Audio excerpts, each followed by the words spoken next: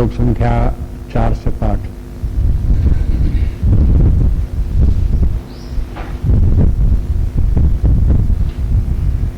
निश्चयं शृणु मे तत्र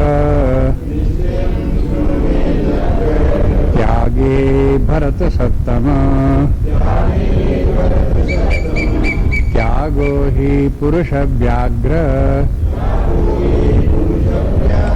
त्रिविधा सम्प्रकीर्तितः यज्ञदान तपः कर्म न त्याज्यं कार्यमेव तत् यज्ञो दानं तपश्चैव पावनानि मनीषिणाम् एतान्यप्तु कर्माणि संगं त्यक्त्वा फलानि च कर्तव्यानीति मे पार्थ निश्चितं मतमुत्तमम् नियतस्य तु सन्न्यासः कर्मणो नोपपद्यते मोहात् तस्य परित्यागः तामसः परिकीर्तितः दुःखमित्येव यत्कर्म कायक्लेशभयाप्यजेत् सकृत्वा राजसं त्यागं नैव त्यागफलं लभेत् दुःखमित्येव यत्कर्म कायक्लेशभयात् त्यजेत् सकृत्वा राजसं त्यागं नैव त्यागफलं लभेत्।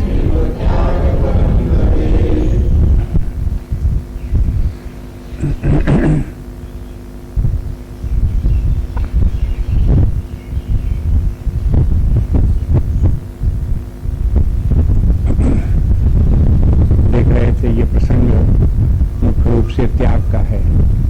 त्याग को ठीक ठीक समझना चाहिए। कहाँ त्याग करना चाहिए, कहाँ त्याग नहीं करना चाहिए। प्रवृत्तिम तो निवृत्तिम चाहिए। कहाँ प्रवृत्त हो, कहाँ निवृत्त हो, ये ज्ञान जो है सात्विक ज्ञान है। जिसको ये पता नहीं कि क्या त्यागना चाहिए, क्या त्यागना नहीं चाहिए, वो गलती कर जाएगा। और प्रायः व्यक्ति अपने स्वभाव के कारण से गलती करता है। तमोगुणी व्यक्ति होता है तो फिर जो नहीं त्यागना चाहिए वही त्याग देता है। रजोगुणी स्वभाव का व्यक्ति होगा तो जैसे नहीं त्यागना चाहिए वैसे त्याग देगा। सत्वगुणी व्यक्ति होगा तब उसका त्याग ठीक ठीक त्याग उसका होगा।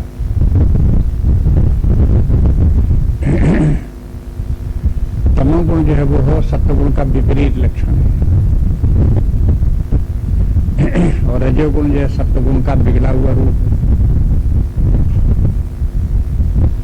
है।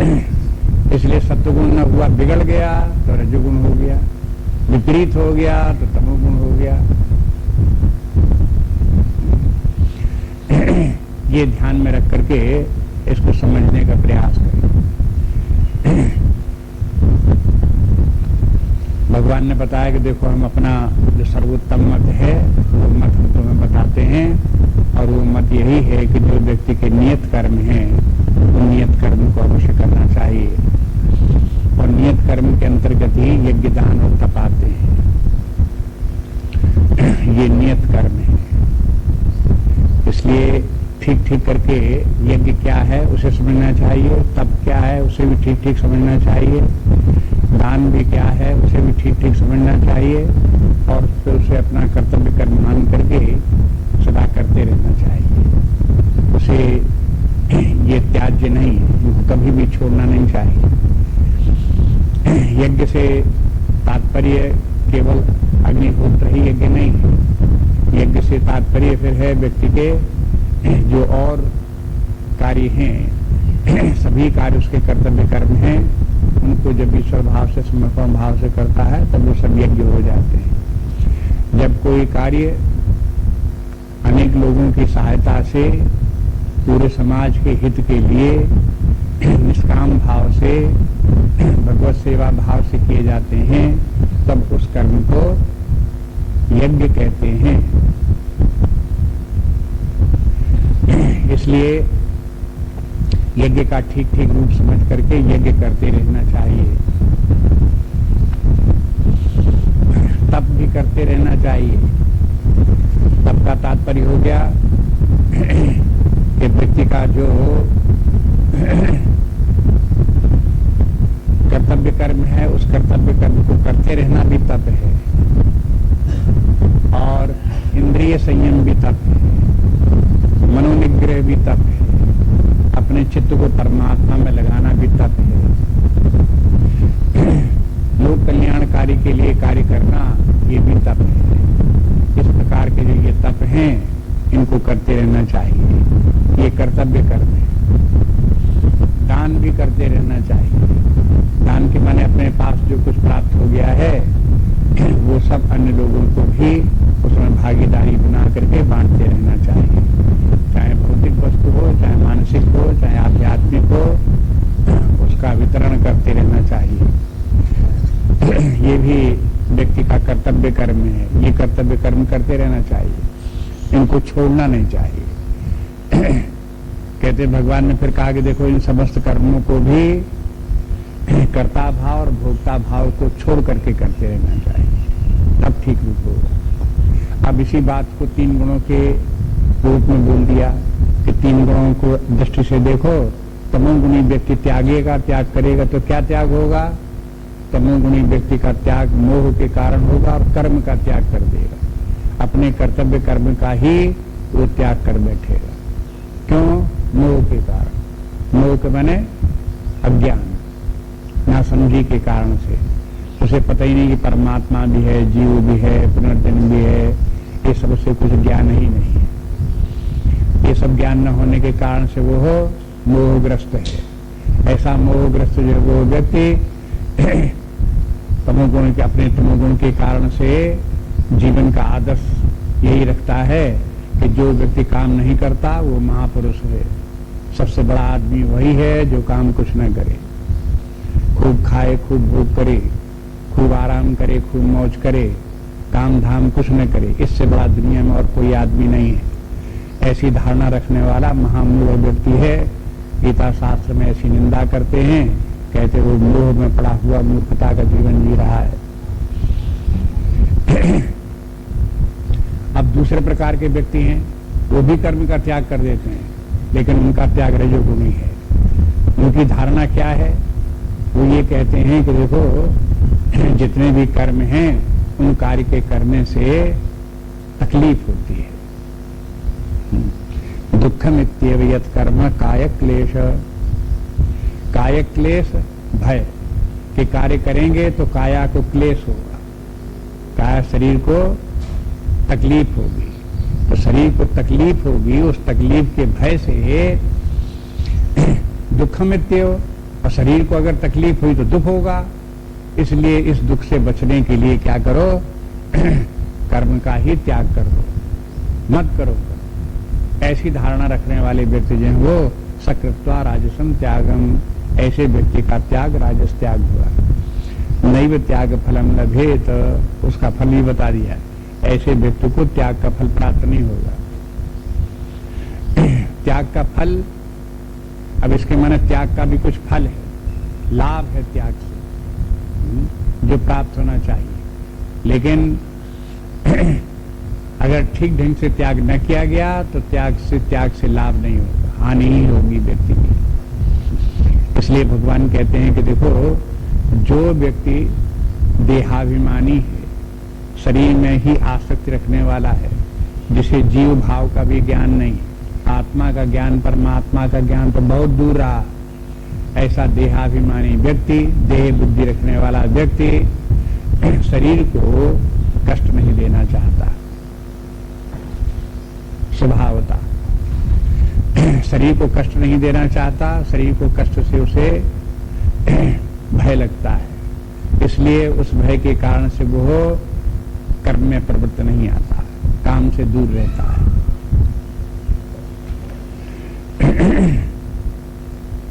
अब देखो, अपने व्यक्तित्व में शरीर है, जीव है, आत्मा है। जब व्यक्ति को के सामने उच्च मूल्य होते हैं, उच्च आदर्श होता है, तब वो निम्न मूल्यों का त्याग कर देता है। लेकिन जब व्यक्ति के सामने उच्च मूल्य जीवन के नहीं होते, तो वो निम्न मूल्यों को ही पकड़े बैठा रहता है।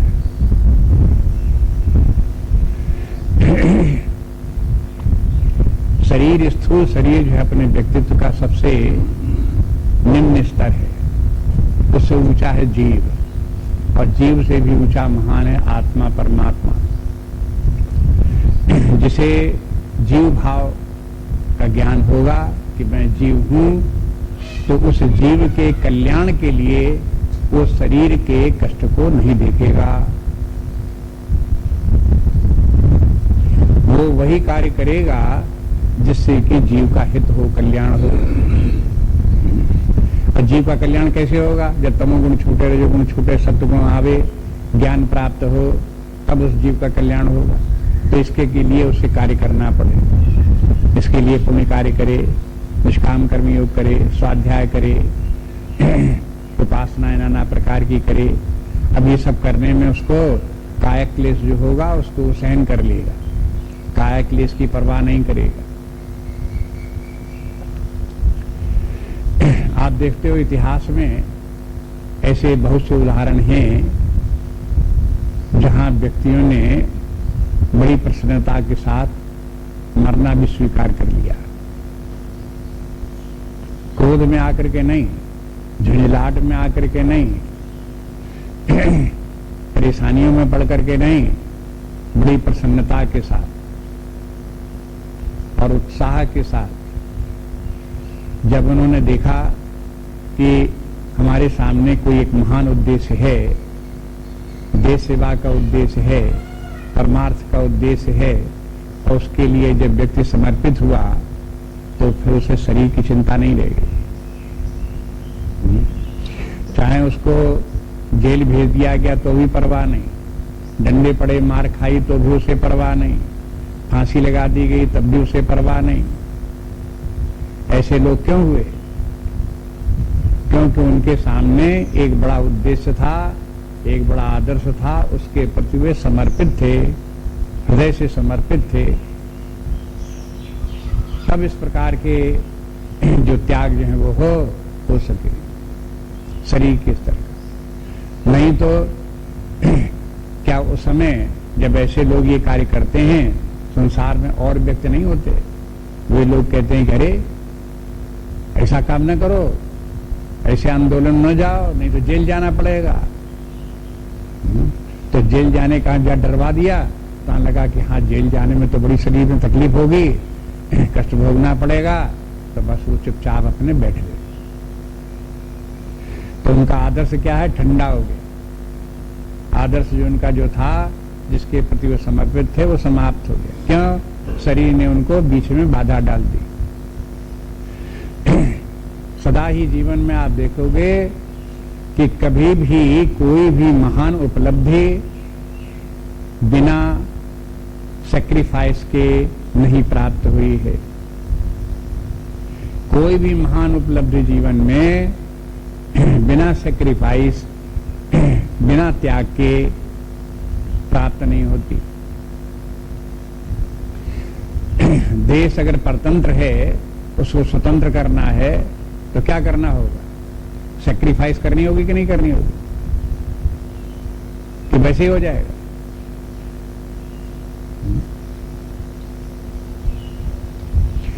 जहां कहीं जिस देश के लोग सैक्रिफाइस करने से डरते हैं, कायिक क्लेश के कारण से डरते हैं, वे लोग कोई भी उपलब्धि नहीं कर सकते, कहीं भी नहीं पहुंच सकते, कोई विकास नहीं कर सकते। ये इसमें निहितार्थ है इन श्लोकों का। भगवान ये कहना चाहते हैं कि देखो, अगर शरीर को ही पकड़े बैठे रहे तो बस शरीर सुख को सबको समझने वाले हो तो बस आपको जीवन में कोई महान उपलब्धि होने वाली नहीं है। न लौकिक रूप से कोई महान उपलब्धि होने वाली है, न आध्यात्मिक अर्थ से होने वाली है। इसलिए क्या हुआ, नैव त्याग फलम लभे, तो उसका फल उन्हें प्राप्त ही होगा।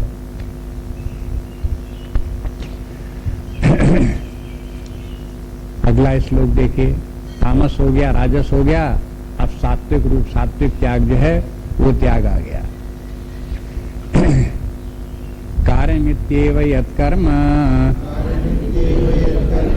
नियतं क्रियते अर्जुन संगं त्यक्त्वा फलं चैव सत्यागः सात्विको मतः। कार्यमित्येव यत्कर्म नियतं क्रियते अर्जुन संगं त्यक्त्वा फलं चैव सत्यागः सात्विको मतः। कार्यम इत्येव यत्कर्म, कि जो कर्म कार्य है, माने जो हमारा कर्तव्य कर्म है, नियतम नियतम क्रियते अर्जुन, उस नियत कर्म को करना ही चाहिए। और कैसे करना चाहिए, संगम त्यक्त्वा, कार्य में आसक्ति न रखे, फलम चैव त्यक्त्वा, और फल में भी आसक्ति न रखे, सत्यागः सात्विको मतः, ये त्याग सात्विक है। ये त्याग सात्विक है कि माने ये त्याग सही है, ऐसा ही त्याग होना चाहिए। ये मोहजन्य त्याग नहीं है, ये ज्ञानजन्य त्याग है। ज्ञान के द्वारा, समझदारी के द्वारा जो त्याग किया गया वो इस प्रकार का त्याग है। और ये त्याग किसी भय के कारण से नहीं है। इस प्रकार का त्याग जहाँ संगम त्यक्त्वा फलानि चैव का ये त्याग है, ये त्याग जो है कोई महान आदर्श के लिए है, महान उपलब्धि के लिए है, तब ये त्याग है। इस त्याग में ये तो है ही है, कायिक क्लेश होने की संभावना रहेगी। जब कोई व्यक्ति उपासना इत्यादि करे, परमार्थ का कार्य करे, लोक कल्याण का कार्य करे, कर्तव्य कर्म अपने करे, तो शरीर को कष्ट देना पड़ेगा। बिना शरीर को कष्ट उठाए कर्म थोड़े होगा। लेकिन उस कष्ट को ये देखता नहीं, वो जो है कार्य करता है और पूरे उत्साह के सारे कार्य करता है। कर्म में करने में व्यक्ति को कष्ट हो, थकान लगे, पीड़ा हो, कुछ भी हो, उसको सबको सहन करता है। और फिर लेकिन उसके कार्य के करते के साथ साथ कर्म के फल में भी आसक्त नहीं रखता और कर्ता भाव में भी आसक्त नहीं रखता। त्याग यहाँ पर कर्म का त्याग में त्याग नहीं है, त्याग है कर्म के फल में और कर्ता भाव में। और ये दोनों त्याग मानसिक त्याग है। और ये त्याग तभी हो सकते हैं जब व्यक्ति भौतिक सुखों, इंद्रिय भोगों के मूल्य को मूल्यहीन समझ ले, और जब यश कीर्त और स्वर्ग आदि को भी मूल्यहीन समझ ले, और उसके सामने कोई महान आदर्श, कोई बहुत बड़ा मूल्य, आत्मज्ञान, परमात्मा की प्राप्ति, पूर्णता की प्राप्ति, ऐसा लक्ष्य जब उसके सामने हो, तब उसके लिए समर्पित होकर के ये है त्याग किया जा सकता है। इसलिए ये सात्विक त्याग श्रेष्ठ त्याग है, महान त्याग है। यही करने का सही त्याग, इतनी भूमिका में जो विस्तार भगवान ने किया, वो इसी सात्विक त्याग को करने के लिए, समझाने के लिए भगवान ने कहा। ये 9वें श्लोक में जो त्याग बताया, वही 6वें श्लोक में भी यही बात भगवान ने कही थी कि एतान्यप्तु कर्माणि संगम त्यक्त्वा फलानि चैव। वही बात यहाँ पर भी, संगम त्यक्त्वा फलम चैव, माने नियत कर्म। यहाँ पर नियत कर्म बोला कि देखो अपने नियत कर्म को करते रहो, और संगम त्यक्त्वा फलानि चैव। वहां बोले कि यज्ञ दान तपा कर्म, यही नियत कर्म है। इन नियत कर्मों को तुम जो है ये है सदा करते रहो। संगम त्यक्त्वा फलानि चैव। निष्काम कर्मयोग का यही रहस्य है। इतने ही में सारा निष्काम कर्मयोग आ जाता है।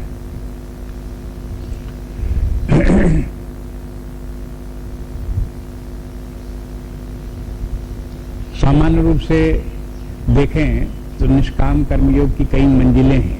एक प्रारंभिक निष्काम कर्मयोग, फिर और से ऊपर का निष्काम कर्मयोग है, फिर और ऊपर का निष्काम कर्मयोग है। इस प्रकार के उसमें कई सीढ़ियां हैं। जो लोग निष्काम कर्मयोग का समझने का प्रयास करेंगे, ध्यान देंगे, तो उनको ये जो निष्काम कर्मयोग की भी कई सीढ़ियां हैं वो धीरे धीरे करके उनको साफ दिखाई देने लगेंगी। प्रारंभ में व्यक्ति निष्काम कर्मयोग करता है तो वो अपनी बुद्धि के बल पर करता है, विचार के बल पर करता है, और वो ये देखता है कि हमें अपने कार्य को करने में लगना चाहिए, ध्यान उसमें देना चाहिए कि कर्म के फल पर ध्यान देना चाहिए। तो उसे दोनों पर विचार करते हुए अपनी बुद्धि के द्वारा ही ज्ञात हो जाता है कि हमें अपने पूरा ध्यान कर्म के ऊपर लगाना चाहिए। अपने मन, अपना शरीर दोनों ही को जोड़ करके भली भांत कर्म करते रहना चाहिए। मन अगर कर्म के फल की तरफ बार बार जाता है तो उससे हानि होती है। ये समझ करके अगर कोई कार्य करने लगा तो उसका कर्मयोग प्रारंभ हो गया। जो भी कार्य कर रहा है उसका कार्य कर्मयोग बन गया। लेकिन ऐसा करने से, प्रत्येक बार निष्काम कर्मयोग करने से चित्त शुद्ध होता जाता है, तमोगुण रजोगुण छूटता जाता है, सत्वगुण की वृद्धि होती जाती है, और जैसे जैसे सत्वगुण की वृद्धि होती है तैसे तैसे व्यक्ति को और सूक्ष्म बातें भी समझ में आने लगती हैं। उसके बाद जहां उसने इस प्रकार का प्रारंभिक निष्काम कर्मयोग किया, तहां उसकी बात ये समझ में आ जाती है कि भौतिक उपलब्धियों की अपेक्षा मानसिक शांति और मानसिक संतुलन की जो उपलब्धि है वो कहीं ज्यादा श्रेष्ठ है। ये हर व्यक्ति को समझ में नहीं आती। संसार में अधिकांश व्यक्ति अपने मानसिक शांति को, मानसिक संतुलन को तिलांजल दे करके, खो करके भौतिक उपलब्धियों में लगते हैं, क्योंकि उन्हें भौतिक उपलब्धियां ज्यादा मूल्यवान दिखाई देती हैं।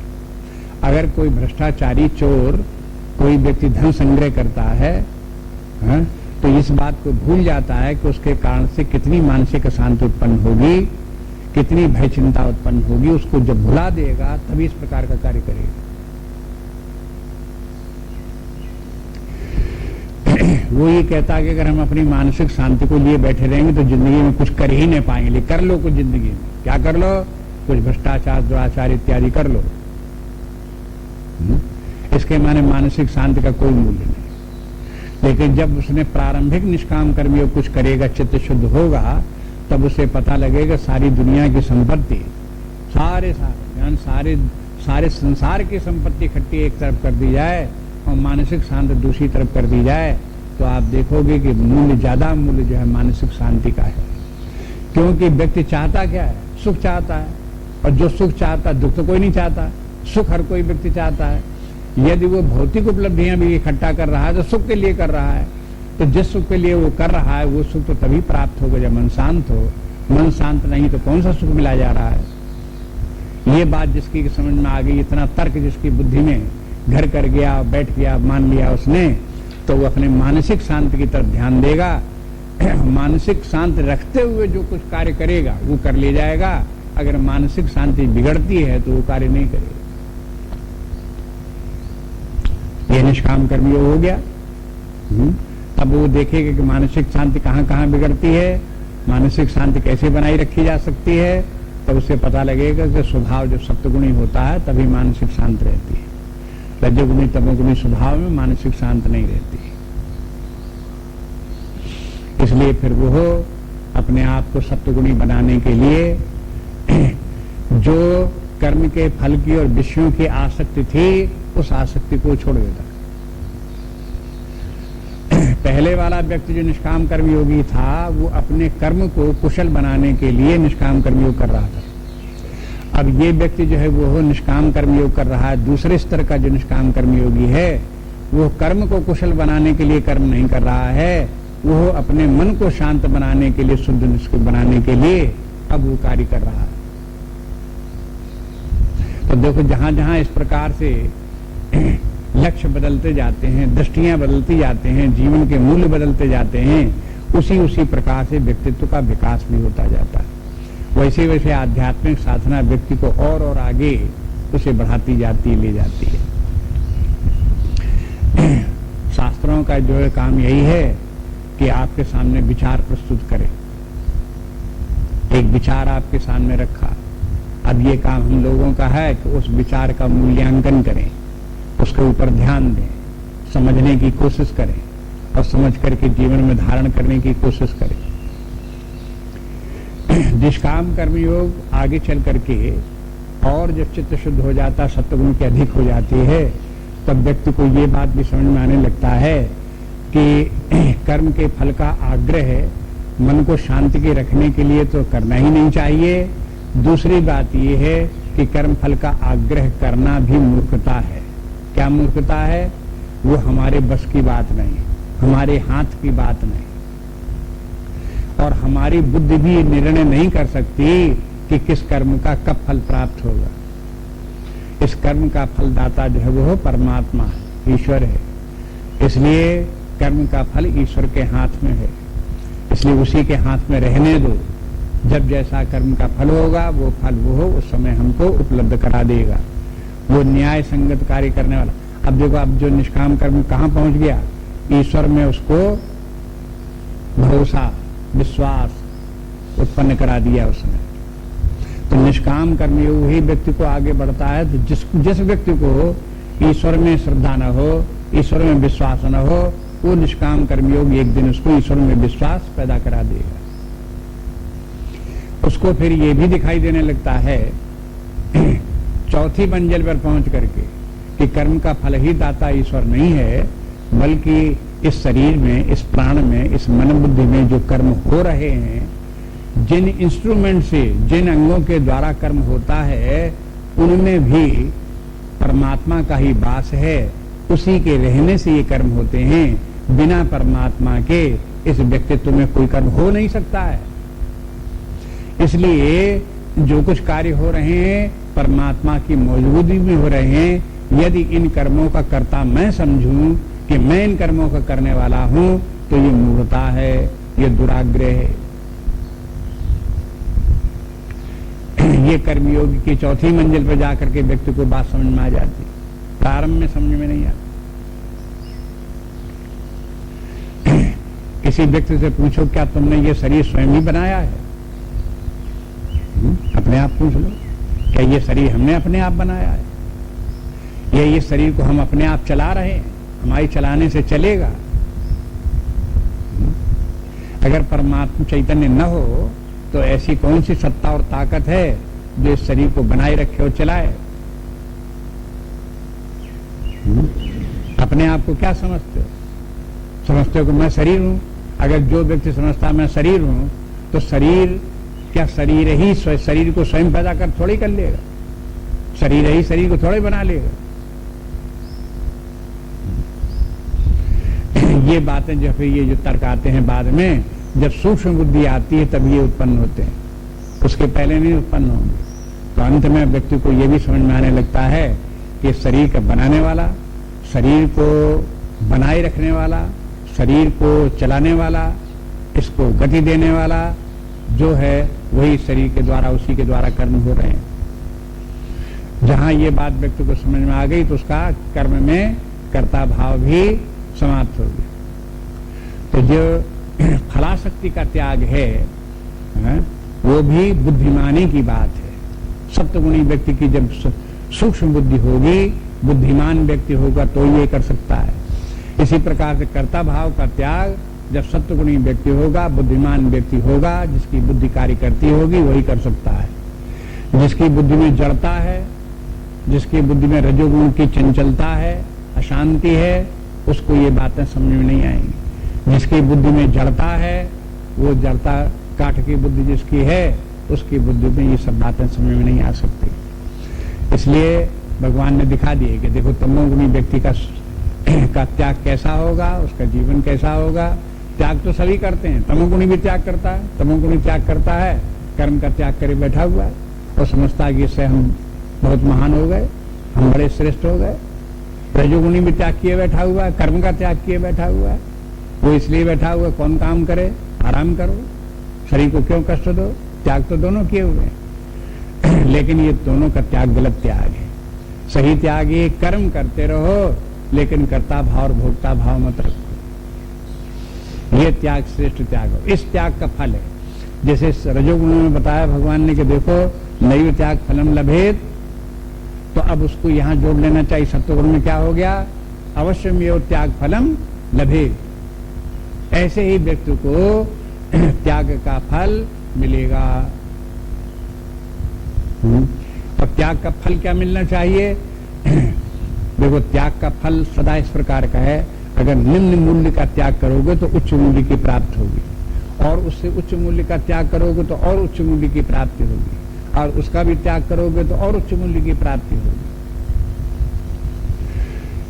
ये है त्याग का फल है।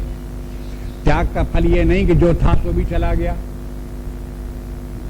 पड़े हैं बेकार, ऐसे नहीं है त्याग का फल।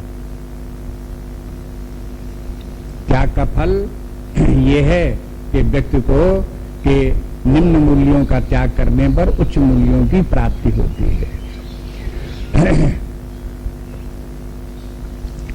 और आगे देखिए, न द्वेष्ट्य कुशलम कर्म कुशलेनानुसज्जते त्यागी सत्व समाविष्टो मेधावी छिन्न संशयः न द्वेष्ट्य कुशलम कर्म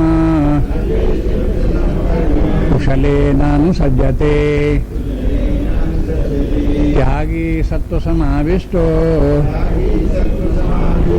मेधावी छिन्न संशयः।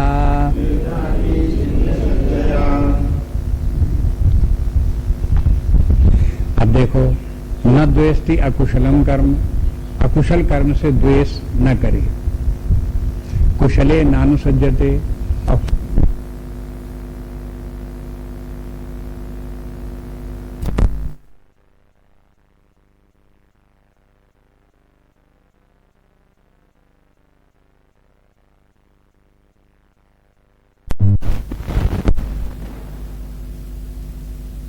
हो जाता है।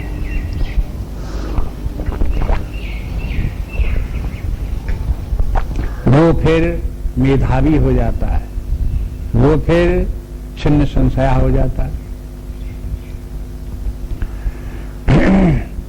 ये क्रम बता दिया। पहली बात तो ये कि जो भी कार्य निष्काम भाव से कर्म कर रहा है व्यक्ति, कर्ता भाव भोक्ता भाव छोड़ करके करे। उस समय जब कर्ता भाव छोड़ करके करेगा तब तो वो ये देखेगा कि जिस इंस्ट्रूमेंट के द्वारा कर्म हो रहा है वो मेरा बनाया हुआ नहीं है, और जो इंस्ट्रूमेंट जिसके द्वारा कर्म हो रहा है, जो शक्ति इसमें कार्य कर रही है, वो भी मेरी बनाई हुई है ना, मेरी चलाई हुई है। तो वो व्यक्ति समझदारी के साथ में अकर्ता भाव को प्राप्त हो जाता है। लेकिन अब एक बात और आगे बढ़ते हैं, तीसरी बात, मैंने त्याग में पहली बात तो विषयों का मूल्यहीनता समझ करके उनका त्याग, नंबर 2 कर्ता भाव का, कर्म के कर्ता भाव का त्याग, और कर्ता भाव का त्याग, कर्म का त्याग नहीं। कर्म तो चलता रहेगा यथावत, गुणों में बरत रहे हैं, वो तो अपना चल रहा है, लेकिन उसमें कर्ता भाव नहीं, उसका त्याग होगा। तीसरी बात ये, जो कुछ कर्म हो भी रहा है वो कर्म कुशल हो सकता है, अकुशल हो सकता है। कार्य करते करते कोई व्यक्ति ने काम बहुत अच्छे ढंग से किया, बहुत बढ़िया कार्य हो गया, तो उसका कार्य को कहेंगे कुशल कर्म। कोई कार्य करते करते कहीं किसी कार्य में गलती हो गई तो अकुशल कर्म हो गया।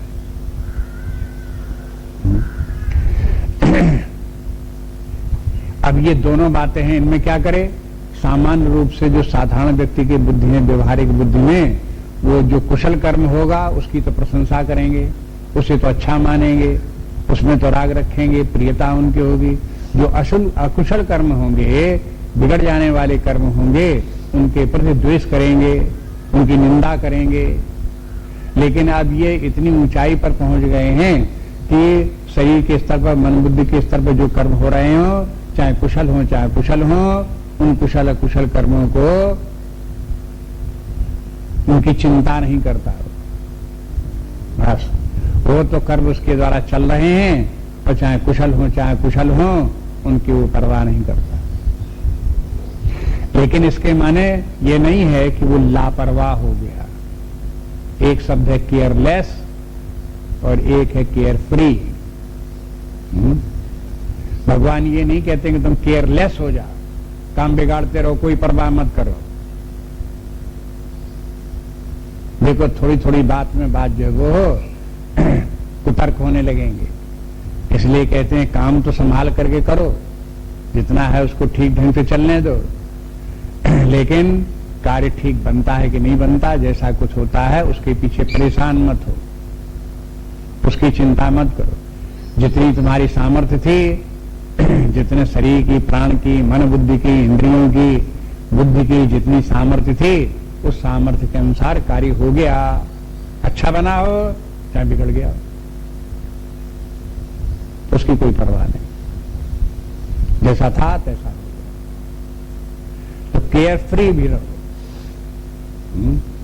अब देखो आजकल के समय में जबकि भौतिक जीवन के संघर्ष बढ़ते जा रहे हैं, मानसिक तनाव बढ़ते जा रहे हैं, चिंताएं भय आदि बढ़ते जा रहे हैं, उस समय समाज में सब जगह इसी बात की शिक्षा दी जा रही है कि टेंशन लेस जीवन जीना सीखो। अब टेंशन क्या है? जो चिंता है, भय है, ये सब टेंशन है। इसलिए उनसे बचने के लिए केयर फ्री हो। टेंशन तभी समाप्त होगा जब केयर फ्री रहना सीखो। अब देखो कैसे बैलेंस की आवश्यकता है। केयरलेस मत बनो, लेकिन केयर फ्री बनो। केयरफुल भी रहो और केयर फ्री भी रहो। अब ये तो ऐसी बातें हैं जिनको कि व्यक्ति जीवन में बैलेंस दोनों का अभ्यास करेगा, उसी को ये आएगा। नहीं तो कहो केयरलेस हो जाए। शिक्षा दी जा रही केयर फ्री होने की, हो गया केयरलेस। इसलिए ये जो शिक्षा जो है ये है न द्वेष्टि कुशलम कर्म इत्यादि की शिक्षा भगवान देते हैं बहुत बाद में। ये बाद की शिक्षा है। जैसे रामचरित, एक उदाहरण आपको याद दिलाते रहते हैं। फिर देखो रामचरित मानस शुरू होता है तो बालकांड में तुलसीदास जो है वो सज्जन और दुर्जन का वर्णन करते हैं। कौन भले व्यक्ति हैं, कौन बुरे व्यक्ति हैं, उनके गुण दोषों का वर्णन करते हैं। अब बताते हैं ऐसे गुण दोषों का वर्णन क्यों किया तुमने, दोष वाले लोगों को दोष क्यों कहे, गुण वाले को तुमने गुण क्यों कहे। तो कहते हैं कि शुरू में यही शिक्षा आवश्यक है। ताते गुण दोष बखाने, संग्रह त्याग न बिन पहचाने। अगर हम गुण दोष नहीं बताएंगे तो लोग को पहले यही समझ में नहीं आएगा कि कौन गुण है, किनका संग्रह करना चाहिए, कौन से दोष हैं, किनका त्याग कर देना चाहिए, यही समझ में नहीं आया। समझ में बचकानी बुद्धि होगी तो जो दोष है उसे गुण दिखाई देने लगेंगे, जो गुण है उसे दोष दिखाई देने लगेंगे। इसलिए शास्त्र काम जो है गुण को गुण बताना भी है और दोष को दोष बताना भी है। और सुनने वाला, सीखने वाला व्यक्ति गुण को गुण मान करके संग्रह करे, त्याग को त्याग समझ करके उसका त्याग, दोष को दोष समझ करके उसका त्याग करे। लेकिन फिर उसके बाद आगे क्या है, ये सब करने के बाद उसका धर्म के मार्ग पर आ गया। फिर वो उपासना करे, भगवान के शरण में जाए, भगवान की भक्ति करे, ज्ञान प्राप्त करे, ये सब आगे बढ़ता जाएगा। ये सब उसका मार्ग खुल जाएगा, धीरे धीरे करके आगे बढ़ता चला जाएगा। अंत में जब उत्तरकांड आया तो तुलसीदास जी की भाषा बदल गई। अब वहां बोले कि देखो सुनो तात माया कृत गुण और दोष अनेक। कई गुण दोष हमने जरूर बताए थे, लेकिन हे तात सुनो वो सब मायाकृत हैं। मायाकृत हैं के माने क्या हो गए? अब उन्हीं गुण दोषों को ऐसे देखो कि माया की रचना है सबके सब। माया के माने झूठे हैं सब, प्रपंच मात्र हैं, इनका कुछ तत्व नहीं है। गुण ये है उभय न देखिए, कि सबसे अच्छा गुण ये है कि गुण को गुण न देखो, दोष को दोष मत देखो। सबसे बड़ा गुण ये है। गुण ये उभय न देखिए, देखिए सो अविवेक। अगर तुम गुण को गुण देखते रहे, उसी को पकड़े बैठे रहे, अगर दोष को दोष पकड़े बने बैठे, उसी को पकड़े बैठे रहे, तो फिर गुण दोष ही पकड़े बैठे रहोगे तुम। जो गुण दोष जो माया के रचे, माया का प्रपंच आपको नहीं दिखाई देगा। इन गुण दोषों के परे जो परमात्मा है वो आपको नहीं दिखाई देगा। माया के पार आप नहीं जा पाओगे। इसलिए जो है एक अवस्था में पहुंच करके आपको माया के पार भी जाना है। ऐसे ही यहां पर भी भगवान जो है वो हो निष्काम कर्मियों की सब बात बता देने के, जब तक कि व्यक्ति कर्म के फल की आसक्ति को नहीं छोड़ता तब तक कर्ता भाव नहीं छूटेगा, और जब तक कर्ता भाव नहीं छूटता तब तक कर्म की जो कुशलता है उसमें जो व्यक्ति का राग द्वेष है वो राग द्वेष भी नहीं छूटेगा। अंत में शुभाशुभ कर्मों का राग द्वेष समाप्त हो जाना चाहिए, ये अवस्था है। लेकिन प्रारंभ में ये बात समझ में नहीं आती, जब तक कि अब विवेक ही इसलिए दो प्रकार का कहा जाता है, उसको याद रखो। यहां पर जो विवेक है प्रारंभ में कर्म के क्षेत्र में व्यक्ति का विवेक शुभाशुभ विवेक है। अशुभ कर्म है, शुभ कर्म, कौन शुभ कर्म है कौन अशुभ कर्म, यही विवेक है। अगर शुभ कर्म को, कर्तव्य कर्म को, सधर्म को जानते हो तो ये विवेक सही है। अगर अशुभ कर्म को ही शुभ कर्म माने हुए हो तो फिर ये विवेक गलत है, विवेक नहीं है, अविवेक है। अब ये विवेक जब और आगे चलता है, जब यहां पर पहुंचते हैं तब देखते हैं कि विवेक का रूप बदल गया। यहां विवेक हो गया नित्यानित्य वस्तु विवेक। क्या नित्य है क्या अनित्य है इस बात का विवेक करो। ज्ञान के क्षेत्र में कर्म के ऊपर उठ करके जब ज्ञान में आते हैं तब शुभाशुभ विवेक मत करो, भले बुरे का विवेक मत करो, नित्यानित्य का विवेक करो। क्या सत्य है क्या असत्य है, क्या नित्य है क्या अनित्य है, इस बात का विवेक करो। यहां विवेक का रूप बदल गया। अगर इस प्रकार का नित्यानित्य विवेक नहीं करोगे तो आपका रास्ता आगे का बंद, और आगे विकास करना चाहो नहीं कर सकते। बस वही शुभ विवेक करते रहो, उसी चक्कर में पड़े रहो। ये ठीक वो ठीक, ये नहीं अच्छा वो अच्छा, ऐसा नहीं अच्छा ऐसा अच्छा, ये भला ये बुरा, इसी में भला बुरा भला बुरा भला बुरा की गाथा गाते रहो। एक अवस्था में आकर के व्यक्ति को का मन शांत हो जाना चाहिए, चुप हो जाना चाहिए, न कुछ भला न कुछ बुरा, बस। अन्य लोगों को करने दो, जो भला बुरा देख रहे हैं उनको देखने दो, अपना मन शांत हो जाना चाहिए, भला बुरा कुछ नहीं। और बस ये देखना चाहिए कि इसमें नित्य क्या अनित्य क्या है। परमात्मा आत्मा तो नित्य है, और बाकी जितना भी अनात्मा है वो प्रपंच है, नाम रूप मात्र है, माया मात्र है, वो त्याज्य है। बस इस प्रकार से अभ्यास करो। इसलिए भगवान आकर के उस वो जो निष्काम कर्मयोग की पूर्णावस्था में आकर के व्यक्ति की अंत में जो स्थिति आ जाती है, न द्वेष्टि कुशलम कर्म कुशले नानुसज्जते, ये आ जानी चाहिए। द्वेष्टि अनुसज्जते, द्वेष के माने अब द्वेष शब्द से आप जानते हो राग द्वेष दो शब्दों का प्रयोग किया जाता है। तो राग के माने अनुसज्जते के स्थान, राग के स्थान में अनुसज्जते कर दिया। जब श्लोक की रचना करनी पड़ी तो उसी हिसाब से थोड़ा बड़े शब्द की आवश्यकता थी, तो अनुसज्जते राग न लिख करके उसको कर दिया अनुसज्जते। कुशले न अनुसज्जते माने कुशल में राग नहीं करना चाहिए, कुशल कर्म में राग न रखे। और न द्वेष्टि अकुशलम कर्म, और जो अकुशल कर्म है उससे द्वेष न रखे। तो ये स्थिति के माने अंत में निष्काम कर्मयोग का अंतिम फल क्या हुआ कि हम राग द्वेष से छूट जाएं। राग द्वेष जो है व्यक्ति के मन को कलुषित रखते हैं और ये बहिर्मुखी भी बनाए रखते हैं। जब तक राग द्वेष रहेगा तब तक अहंकार रहेगा, जब तक अहंकार रहेगा तब तक स्वार्थ रहेगा, जब तक स्वार्थ रहेगा तब तक संसार रहेगा, जब तक संसार रहेगा तब तक संसार के दुख भी रहेंगे। ये क्रम है। इसलिए एक के साथ एक जुड़े हुए हैं, जैसे कड़ी जुड़ी होती है एक के बाद कार्य कारण से, ये श्रृंखला है, एक प्रकार की कड़ी है, एक के बाद एक साथ जुड़े हुए हैं। इसलिए सबसे प्रारंभ में जो है जहां से प्रारंभ होता है वहां से मोह और मोह से राग द्वेष। सांख्य दर्शन में जो समस्या जैसे विचार करते हैं तो समस्या निकालते हैं, जीवन की समस्या क्या है, हाँ?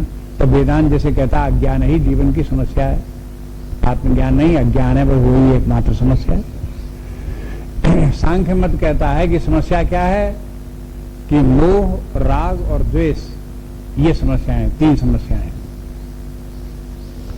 बस मोह दूर हो जाए, राग दूर हो जाए, द्वेष दूर हो जाए, सारी समस्याएं समाप्त। फिर जीवन में कोई समस्या न, कहीं कोई बंधन, न कोई समस्या, न कहीं कोई क्लेश, न कहीं कोई दुख, न कोई परेशानी। तो देखो अप्रोच है, अपनी अपनी सोच करके जहां सोचा वहां पहुंच करके। तो ये भी एक प्रकार से ये कह सकते हैं, जिसको कि वेदांत में अविद्या या अज्ञान कहते हैं, उसी को सांख्य दर्शन में मोह और राग द्वेष कहते हैं। समस्या जो है सो तो वही है। अब उस समस्या का नोमेनक्लेचर क्या हो, हमने उसका नाम क्या दिया, किस प्रकार से हम उसे बुलाते हैं, किस प्रकार से हम उसे समझते हैं, क्या रूप देते हैं उसको, ये बस बात अलग रह जाती।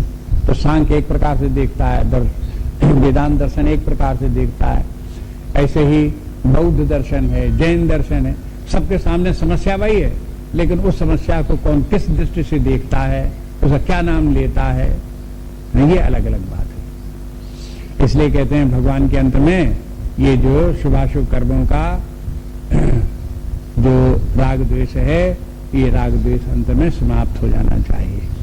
ये राग द्वेष का त्याग होना सबसे बड़ा त्याग है। राग द्वेष से बड़ा त्यागी कोई व्यक्ति नहीं, और प्रशंसनीय नहीं। त्यागी व्यक्ति प्रशंसनीय होगा।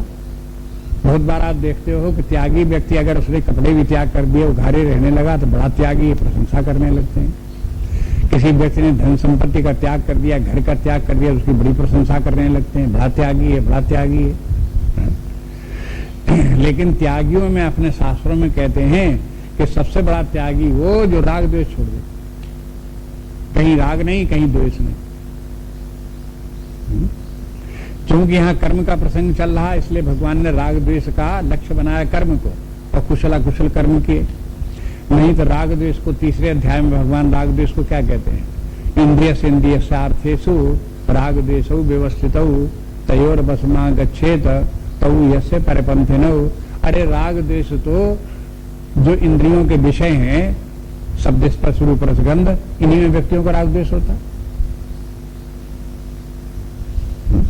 तो वो तो तीसरे अध्याय की बात थी कि राग कहाँ होता है। तो प्रारंभ में राग तो होता है इंद्रिय विषयों में। इन राग द्वेष को, यहाँ पे इंद्रिय विषयों के राग द्वेष को छोड़ो। लेकिन अंत में राग द्वेष क्या आ गया, जो व्यक्ति के जो कर्म हैं, प्राण इंद्रियां मन बुद्धि, उनके द्वारा जो कर्म संचालित हो रहे हैं, उनके द्वारा उन कर्मों में भी कुशलता कुशलता हो सकती है, वहां भी राग द्वेष मत रखो। तो राग द्वेष का विषय यहाँ सूक्ष्म हो गया। पहले राग द्वेष का विषय तीसरे अध्याय में स्थूल था। कहने का तात्पर्य कि पहले राग द्वेष स्थूल छोड़ो, फिर धीरे धीरे करके राग द्वेष जो सूक्ष्म है उन राग द्वेषों को भी छोड़ो।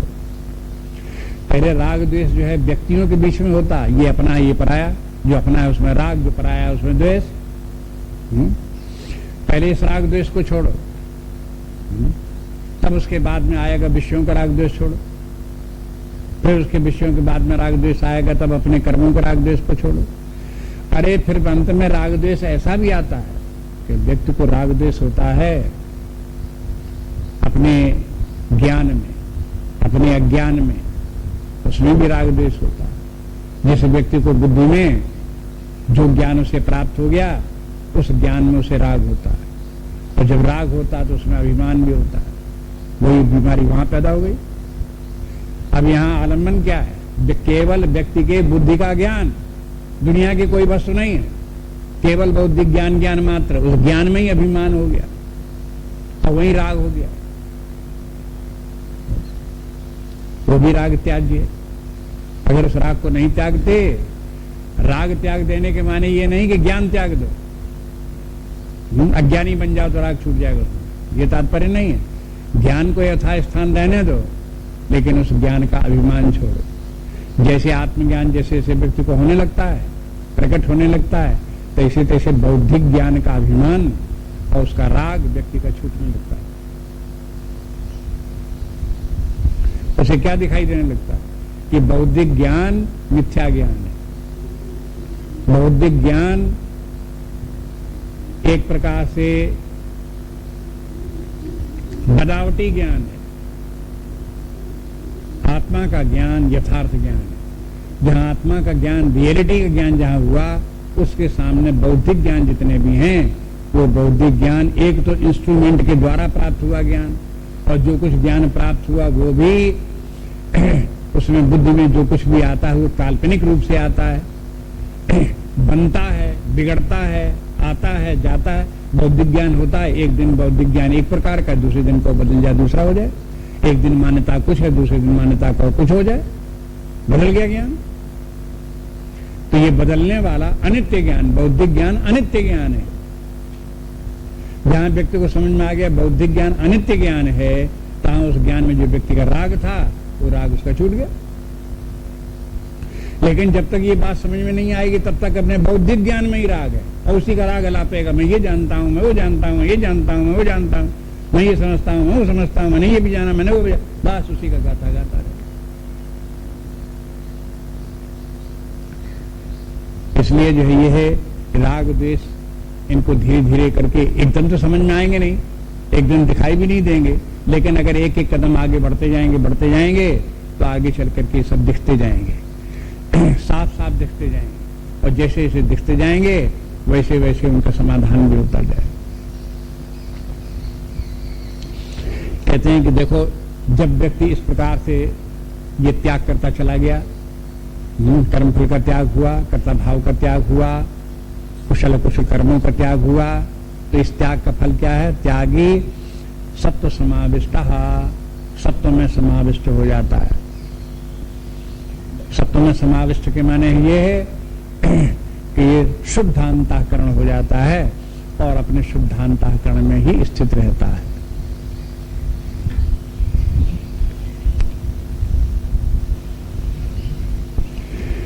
शुद्धांतःकरण का फल क्या है?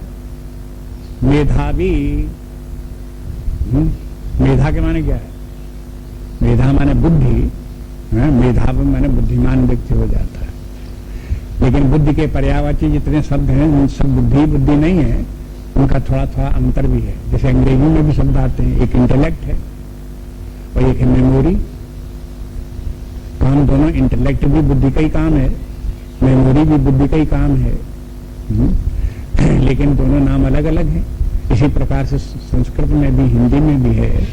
मेधा भी बुद्धि है, लेकिन मेधा वो बुद्धि है जिसमें की बात याद बनी रहे।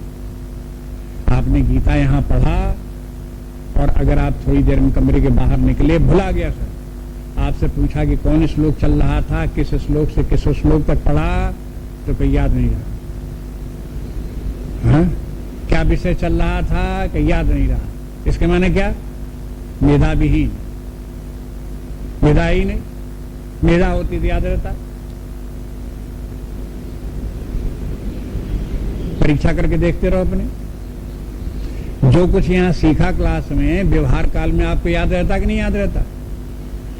आपने यहां सीखा कि कर्मफल में आसक्ति नहीं होनी चाहिए, कर्ता भाव, और वहां बाहर निकलने के बाद फिर कर्म में आसक्ति हो गई, फिर कर्ता भाव में आसक्ति हो गई, फिर फल में आसक्ति हो गई। इसके माने क्या? मेधा है ही नहीं। इसलिए कहते हैं कि मेधा कहां से आवे? पहले व्यक्ति इस प्रकार का धीरे धीरे करके निष्काम कर्मियों का अभ्यास करे, तो क्रम क्रम से जहां व्यक्ति ने कर्मफल का त्याग किया, अनासक्त बना कर्म के फल के विषय में, तहां वो सत्व समाविष्ट हो जाएगा। और जहां उसने कर्ता भाव छोड़ा, तहां वो मेधावी हो जाएगा। और जहां न द्वेष्टि कुशलम कर्म कुशले नानुसज्जते, इस अवस्था को पहुंचा, तैसे ही छिन्न संशया, उसके सारे संशय समाप्त हो जाएंगे। सारे संशय समाप्त हो जाने के माने आत्मज्ञान होने पर ही सारे संशय समाप्त होते हैं। परमात्मा के दर्शन पर ही सारे संशय समाप्त होते हैं। जब तक परमात्मा की प्राप्ति नहीं होती, उसके दर्शन नहीं होते, तब तक कुछ न कुछ संशय बना ही रहता है। इसलिए छिन्न संशया के माने वो व्यक्ति राग द्वेष से जहां मुक्त हुआ, तहां परमात्मा का साक्षात अपरोक्ष दर्शन अपने हृदय में होता। परमात्मा तो हृदय में पहले ही बैठा हुआ था,